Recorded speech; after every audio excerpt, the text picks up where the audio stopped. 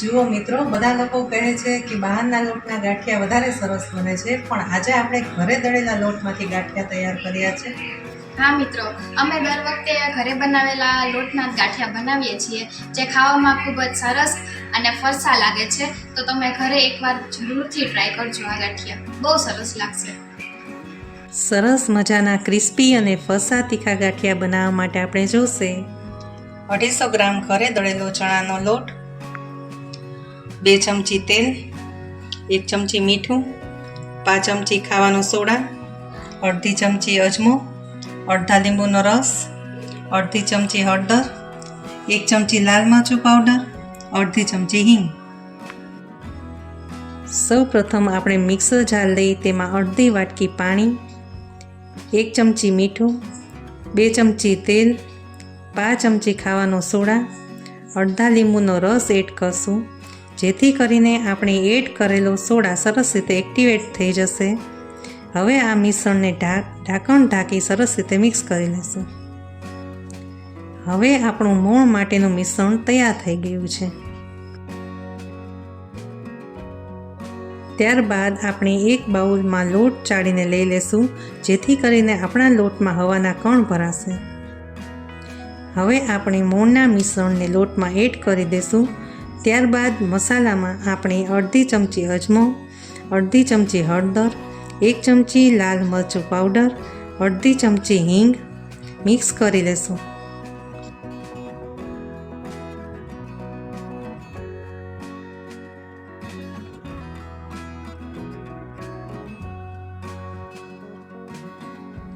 હવે આપણો કઠણ લોટ તૈયાર છે.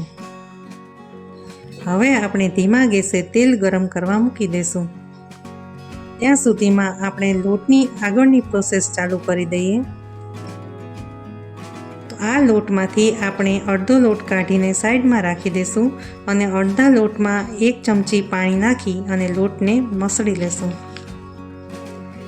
ત્યારબાદ આ લોટને આંગળા વડે મસળી લેશું, જેથી કરીને આપણા ગાંઠિયા અંદરથી સોફ્ટ અને ઉપરથી ક્રિસ્પી બનીને તૈયાર થશે. આ મસળેલા લોટનો કલર તમે જોઈ શકો છો કે પહેલાં કરતાં લાઇટ થઈ ગયો છે અને બાજુમાં રાખેલો લોટ થોડો ડાર્ક છે. ત્યારબાદ સંચામાંથી આપણે મીડિયમ કાણાવાળી ગાંઠિયા માટેની જાળી કાઢી લેશું અને તેની ઉપર તેલ લગાવી દઈશું.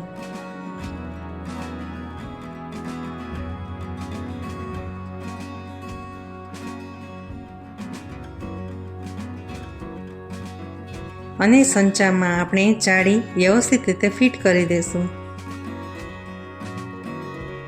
ત્યારબાદ આ મસળેલા મિશ્રણને આપણે સંચામાં ભરી દઈશું. હવે આપણું સંચાનું કન્ટેનર ભરાઈ ગયું છે, તો તેને આપણે ઉપરથી તેલ વડે ગ્રીસ કરીને કન્ટેનર પેક કરી લઈશું.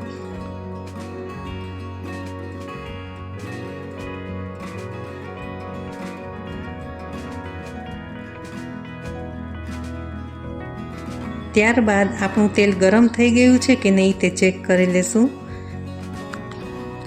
તો મિત્રો, આપણું તેલ ગરમ થઈ ગયું છે, તો તેમાં આપણે સંચાની મદદથી ગાંઠિયા પાડી લેશું. ગાંઠિયા પડાઈ ગયા બાદ સંચાને એક રાઉન્ડ ઉલટો આંટો ફેરવી લેવો, જેથી કરીને વધારાનો લોટ પડે નહીં. મીડિયમ ટુ સ્લો ફ્લેમ ઉપર આપણે આ ગાંઠિયાને તળી લઈશું. હવે એક સાઈડ ગાંઠિયા તળાઈ જાય પછી બીજી બાજુ ફેરવીને આપણે આ ગાંઠિયાને તળી લઈશું.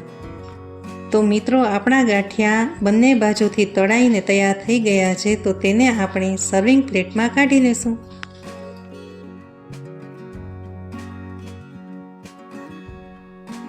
તો મિત્રો, આપણા સરસ મજાના અંદરથી સોફ્ટ અને ઉપરથી ક્રિસ્પી એવા તીખા ગાંઠિયા બનીને તૈયાર છે. તો તમને અમારી રેસીપી ગમી હોય તો લાઈક કરો, શેર કરો અને સબસ્ક્રાઈબ કરો અને બેલ આઇકન દબાવવાનું ભૂલશો નહીં.